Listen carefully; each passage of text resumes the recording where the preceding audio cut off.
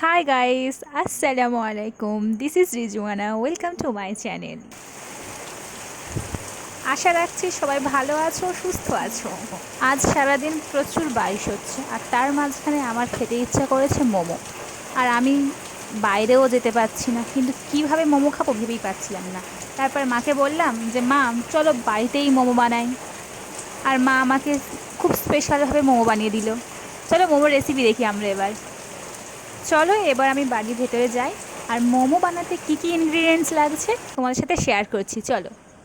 Chicken momo বানাতে লাগছে 250 gram chicken, একটা ছোট ক্যাপসিকাম, একটা ছোট পেঁয়াজ কুচি, একটু ধনিয়া পাতা কুচি, আর লাগছে আদা পেস্ট অ্যান্ড রসুন পেস্ট অ্যান্ড কিছু চিজের কিউব। এইগুলো দিয়ে বানানো হবে চিকেন মোমোর পুরটা। আর মাংসটা ম্যারিনেট করার জন্য লাগছে ভিনিগার এবং সোয়া সস, আর লাগছে আর ছোট 4 প্যাকেট টমেটো সস। মোমোর চাটনি বানাতে লাগছে 3টে টমেটো কুচি আর ছোটো ছোটো করে কেটে রাখা, আর এটা কাঁচা লঙ্কা, শুকনো লঙ্কা আর কিছু রসুন কুচি।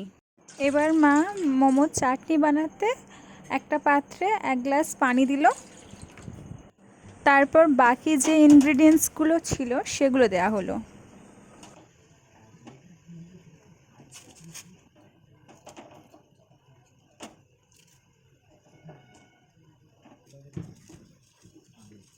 মা রসুন কুচি দেবে না? তারপর দেওয়া হলো পরিমাণ মতো 1 চামচ লবণ। আর তারপর কারেন্ট ছিল না বলে মাকে শিলনোড়াতে মাংসটাকে পেস্ট করতে হচ্ছিল খুব কষ্ট করে। আর ওদিকে ততক্ষণ চাটনিটা লো ফ্লেমে হচ্ছে। মাংসটাকে মা প্রায় পেস্ট করে ফেলেছে।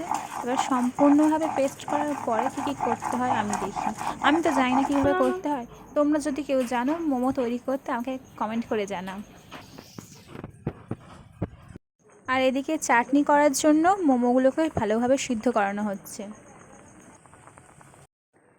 টমেটোগুলো সম্পূর্ণভাবে সিদ্ধ হয়ে যাওয়ার পরে আমরা গ্যাসটাকে বন্ধ করে দেব। এবার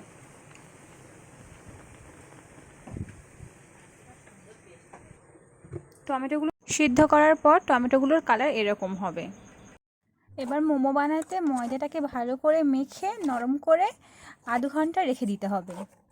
30 মিনিট পর আবারও ময়দাটাকে ভালো করে আধ ঘন্টা পরে আবার মেখে নিতে হবে, যাতে মোমোটা একদম সফট হয়ে যায় আর প্লাস্টিকের মতো করে না হয়। মা ময়দা মাখছে আর আমি এদিকে ভিডিও বানাচ্ছি। আমার পুরো ভিডিওটা করতে হলো মোবাইলের ফ্ল্যাশ জ্বালিয়ে। আজ যে কখন কারেন্ট আসবে কি জানি।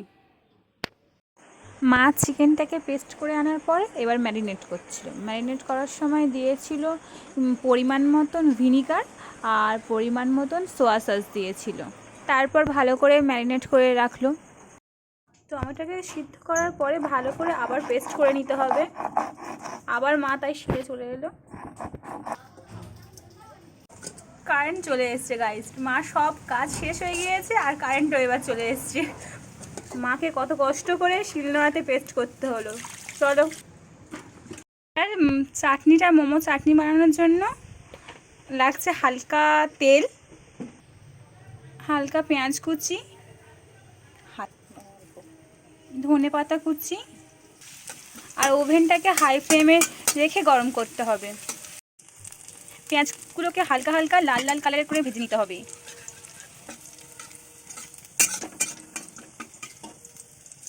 এবার টমেটো পেস্টটাকে দিয়ে ভালো করে নাড়াচাড়া করতে হবে। এবার একটু স্বাদ মতো নুন দিতে হবে। লবণ দেওয়ার পর আমি নাড়াচাড়া করছিলাম, আমার তো খুব মজা হচ্ছিল। এদিকে লাগছে তেঁতুল টকটাকে ভালো করে গরম করতে হবে, ভালো করে একটু সিদ্ধ করতে হবে হাই ফ্লেমে দিয়ে। এবার চাটনিতে দিতে হবে ভিনিগার কিছুটা, আর দিতে হবে সোয়া সস।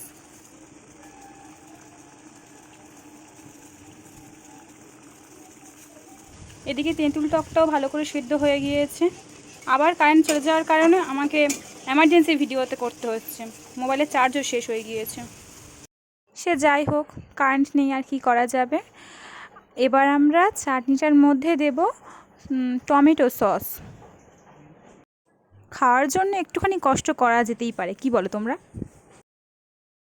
টমেটো চাটনির কালারটা যখন লাল হয়ে যাবে তখন এর মধ্যে বাকি তেঁতুল টকগুলো সবটা দিয়ে দিয়ে আবারও নাড়াচাড়া করতে হবে। আর একটা কথা মা বলছিল, যেহেতু চাটনিটার মধ্যে ভিনিগার দেওয়া আছে তাই এটাকে 1 সপ্তাহ মতো স্টোর করে রাখা যেতে পারে। চলো এবার দেখি ময়দা মাখাটা নিয়ে কী করে। তারপর ময়দা মাখাটাকে লেচির মতো কেটে নিয়ে লুচির আকারে, বাহ, লেচির মতন কেটে লুচির আকারে, তো যাই হোক, তার মধ্যে এবার পুরটাকে দিতে হবে, দিয়ে এবার ওই যে মোমোর যে শেপটা হয় না, মোমোর শেপটাকে তৈরি করতে হবে। বাবা গো, মোমোর শেপ তৈরি করা কি কঠিন, বা কী করে সব পারে, আমি বাবা পারি না। সে যাই হোক, রান্না করতে পারি না মানে তো খেতে পারি না এমন তো নয়, কি বলো তোমরা?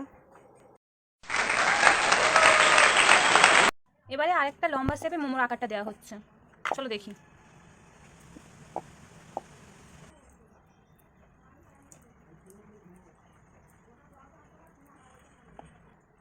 আজ যে কখন কারেন্ট আসবে, কখন কি হবে কি জানি, সারাদিন রাত কারেন্ট নেই আজ। চলো স্টেপটা দেখি আমরা ভালো করে একটু। মাকে আমি বলেছিলাম মোমোর যে আর একটা লম্বা শেপ হয় না, ওই লম্বা শেপটা বানাতে, তাই মা এই লম্বা শেপটা বানালো। সে মোমোর শেপটা এরকম হয়েছে, বেশ লম্বা লম্বা মতো এরকম শেপটা লাগবে। চলো সব কটা মোমো এবার রেডি হয়ে যাওয়ার পরে আমরা আসছি। অ্যাট লাস্ট সব মোমোগুলোকে রেডি করার পরে এগুলোকে ইডলি মেকারে জল দিয়ে 10 মিনিটের জন্য বয়েল করতে দেওয়া হবে।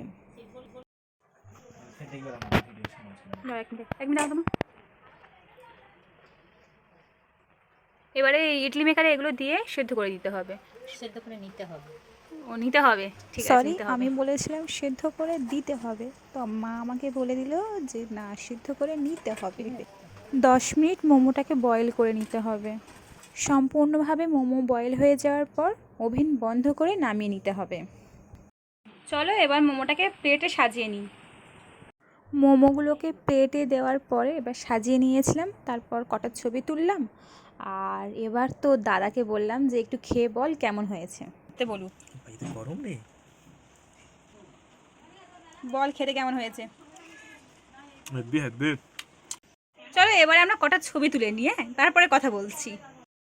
কিছু ছবি তোলার পর আমারও খুব খিদে পেয়ে গিয়েছিল, তাই ভিডিওটা না বাড়িয়ে এই পর্যন্তই থাক। আর যদি ভিডিওটা ভালো লাগে তাহলে লাইক, কমেন্ট, সাবস্ক্রাইব করে দিও। টাটা আজকের জন্য।